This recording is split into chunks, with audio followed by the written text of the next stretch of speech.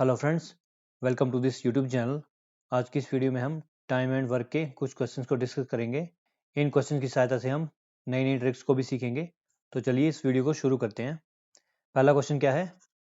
If A and B together can complete a piece of work in 15 days and B alone in 20 days, in how many days A alone complete the work.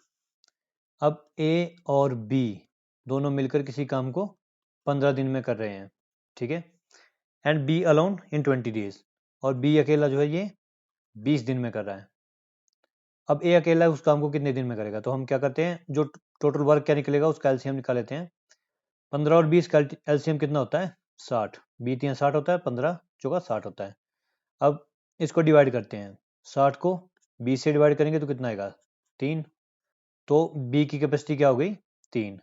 और एक ये ए और B दोनों की मिलकर capacity क्या हो गई? 15 चौका 60 होता है, मतलब 60 को 15 से डिवाइड करेंगे तो 4 आएगा। तो 4 आ गई।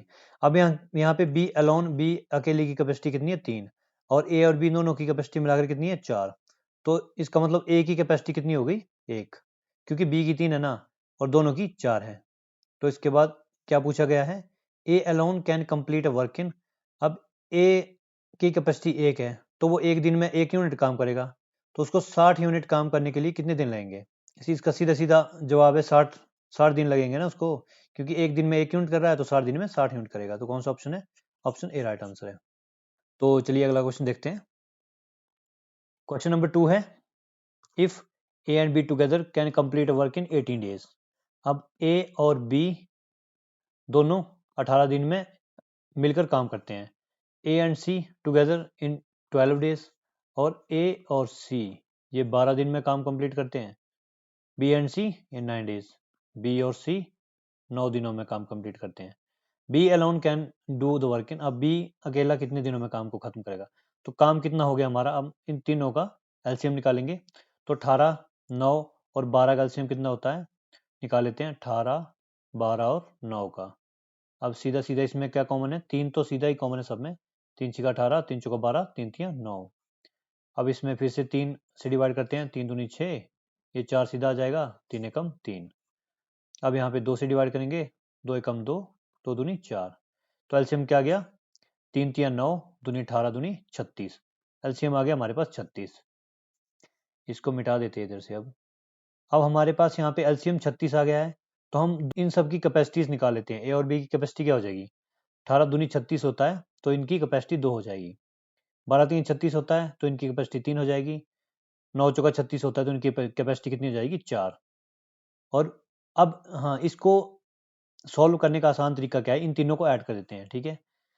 यहाँ पे क्या आ जाएगा? 2a plus 2b plus 2c बराबर 4 3 7 2 9 हो जाएगा, ठीक है। तो a प्लस बी प्लस सी कितना हो जाएगा? 9/2। अब हमें पता है a प्लस सी कितना है। a प्लस सी की कैपेसिटी कितनी है? 3 है। तो यहाँ पे a प्लस सी को 3 रख देंगे, मतलब b plus 3 is equal to 9/2। तो b क्या आ जाएगा? 9/2 माइनस 3, मतलब क्या हो गया? 2 तिया 6, 9 में से 6 गए बटा 2, तो कितना आ गया? 3/2। मतलब b अकेले की कैपेसिटी है 3/2, ठीक है। अब जो कैपेसिटी है उसको हम टोटल वर्क से डिवाइड करेंगे, तो हमारे पास क्या आ जाएगा? डेज आ जाएंगे। तो 36/3/2, इसका मतलब क्या हो गया? इसको यहाँ लिखते हैं 36/3 गुणा 2, तो 12 3 36 और 12 दूनी 24। तो हमारे पास क्या बी की कैपेसिटी आ गई कि बी कितने दिन में अकेला काम को खत्म कर सकता है? तो बी कितने दिन में करेगा? 24 दिनों में। ऑप्शन बी राइट आंसर है। तो दोस्तों मैं आशा करता हूँ ये आपको ट्रिक्स आसानी समझ आ रही होंगी। अगर आपको समझ नहीं आ रही है तो आप इसको दोबारा से रिवाइंड करके देख लीजिए। तो चलिए अगला क्वेश्चन देखते हैं। क्वेश्चन नंबर 3 क्या है? ए and B together can complete a work in 3 days. They start together but after 2 days be left. अब ए और बी दोनों एक साथ मिलकर काम करते हैं, ए प्लस बी। ये काम को 3 दिन में खत्म कर देते हैं। They start together but after 2 days be left. 2 दिन बाद बी छोड़ जाता है, ठीक है, बी छोड़ जाता है।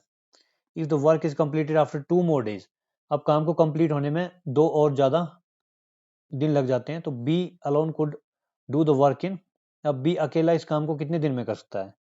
अब यहाँ पे देखो ए और बी दोनों मिलकर किसी काम को 3 दिन में कर रहे हैं, मतलब ये एक दिन में 1 यूनिट काम कर रहे हैं, फिर 2 दिन में 2 यूनिट काम कर रहे हैं, और 3 दिन में 3 यूनिट इनका कंप्लीट हो रहा है। मान लो अगर काम 3 यूनिट है तो उसको दोनों मिलकर 3 दिन में कंप्लीट करें, तो मतलब एक दिन में 1 यूनिट काम कर रहे हैं, तो एक दिन का काम क्या हो जाएगा इनका 1/3।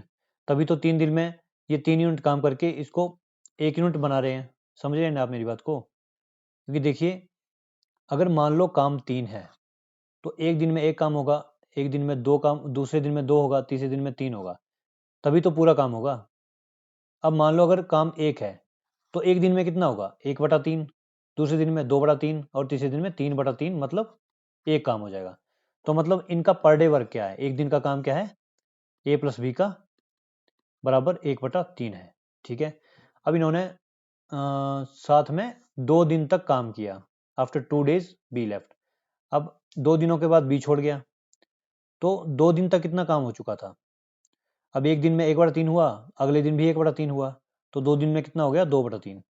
अब 2/3 तो हो गया, लेकिन बचा कितना है, 1/3 बच गया ना। तो इस 1/3 काम को करने के लिए 2 दिन और लगे हैं। अब यहाँ पे इन दोनों की कैपेसिटी क्या थी, 1/3 एक दिन की। अब इस काम को करने के लिए, इसी काम को जो हमारे पास 1/3 काम बचा है, इस काम को करने के लिए 2 दिन और लगे हैं।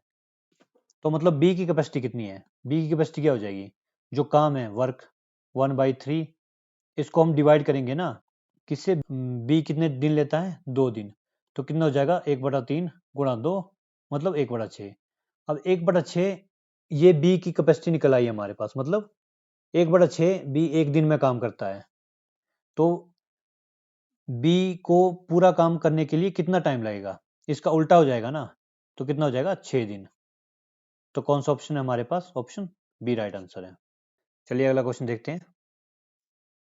क्वेश्चन नंबर 4 क्या है, he can complete a piece of work in 18 days, ए कितने दिनों में काम करता है 18, बी इन 20 days, बी 20 दिनों में, एंड सी इन 30 days, सी 30 दिनों में।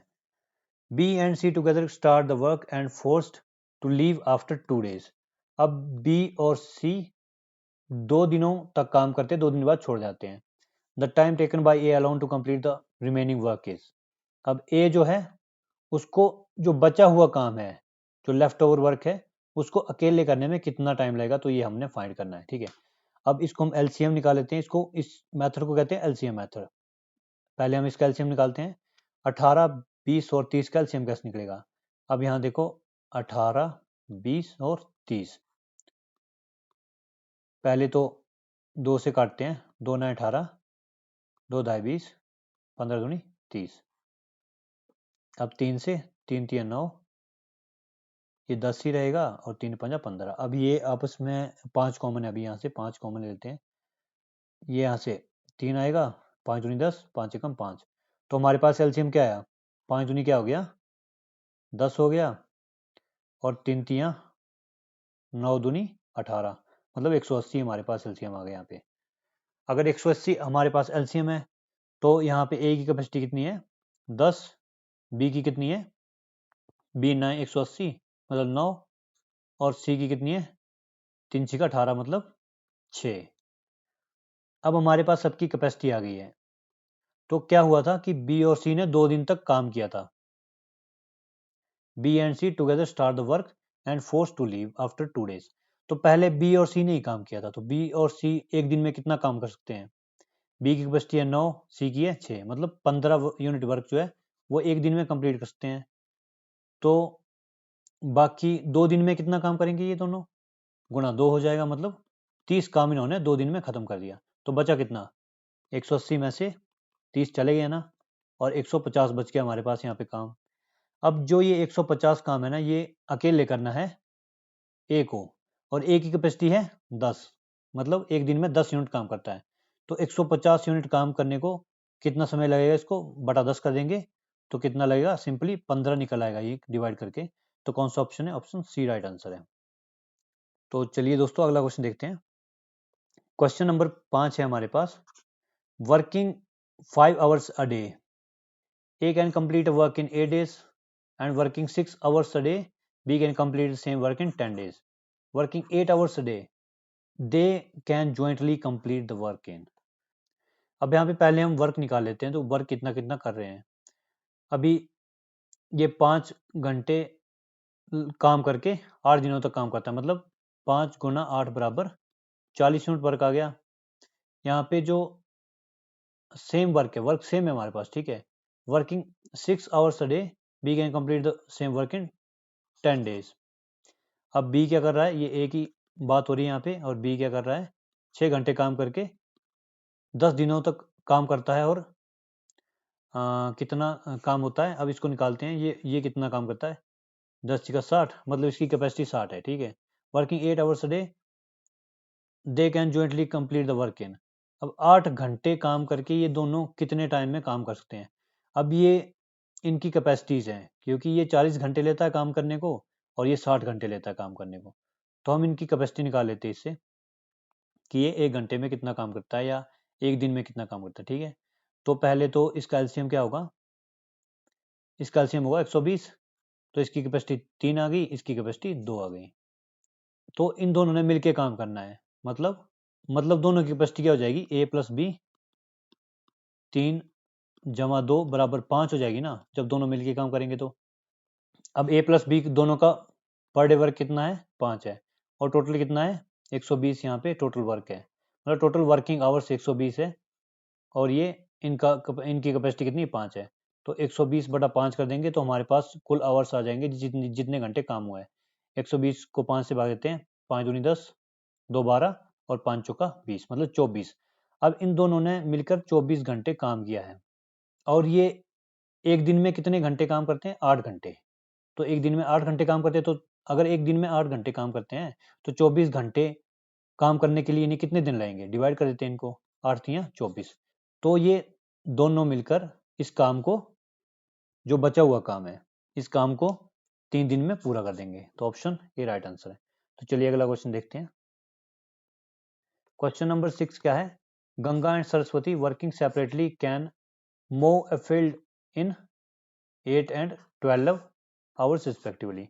If they work in stretches of 1 hour alternately, Ganga is beginning at 9 a.m. When will be the mowing be completed? अब यहाँ पे सबसे पहले तो mow का मतलब समझिए। mow का मतलब होता है घास काटना। अब गंगा और सरस्वती अगर अलग अलग काम करती हैं तो क्या करती हैं, किसी खेत में जो घास है उसको 8 और 12 घंटे में काट लेती है। मतलब गंगा की कैपेसिटी है 8 घंटे और सरस्वती की है 12 घंटे, ठीक है।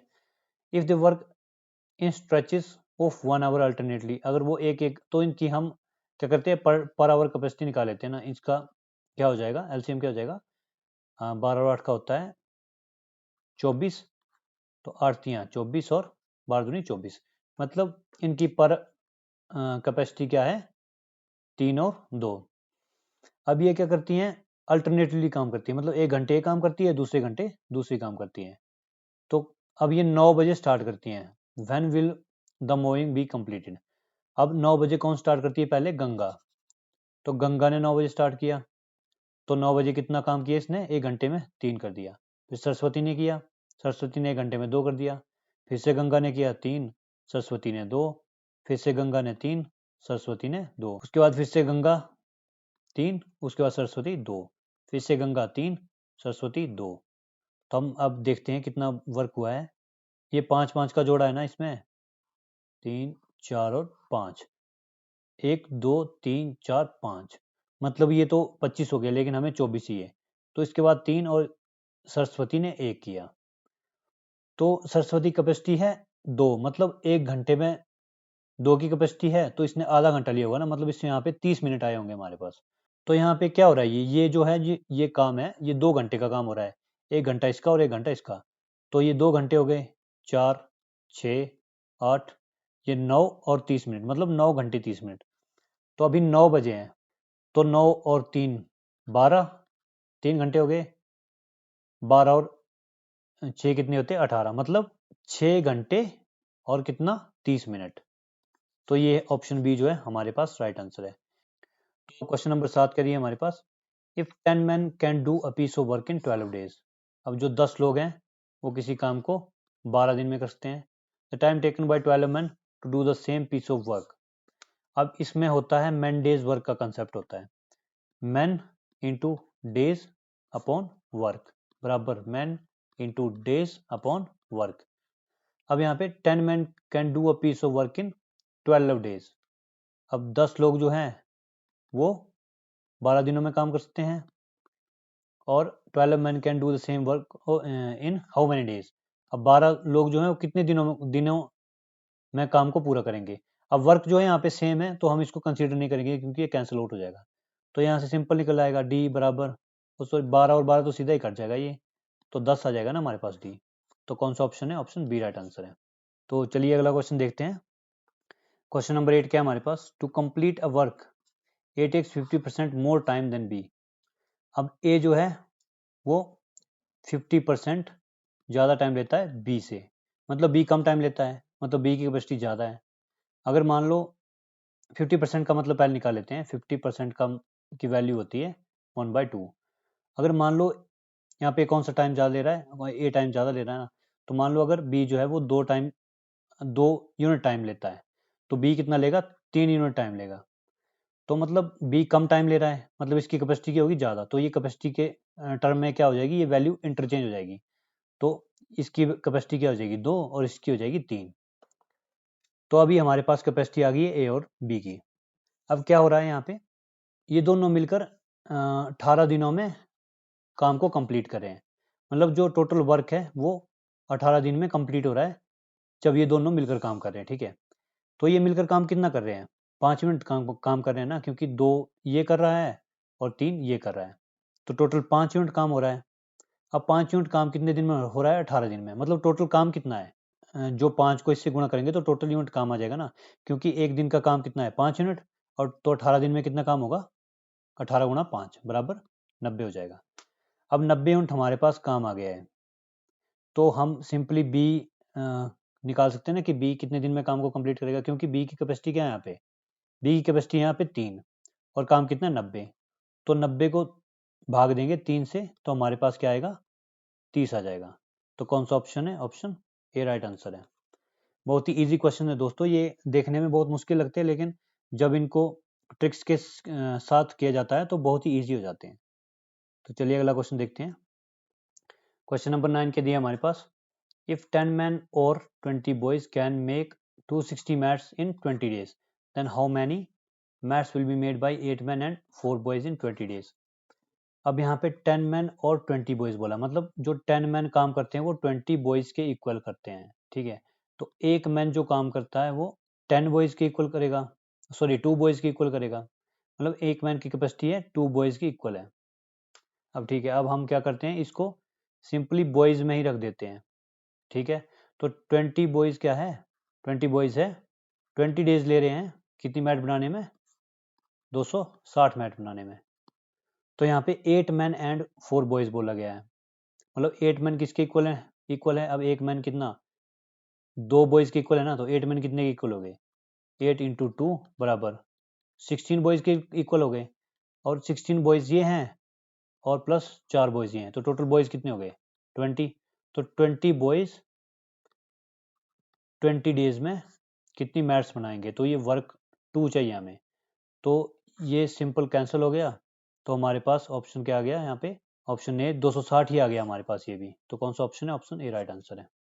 ये बहुत ही ट्रिकी क्वेश्चन था, इसमें यहाँ पे कंफ्यूज होने वाली बात है, तो यहाँ पे कंफ्यूज नहीं होना है।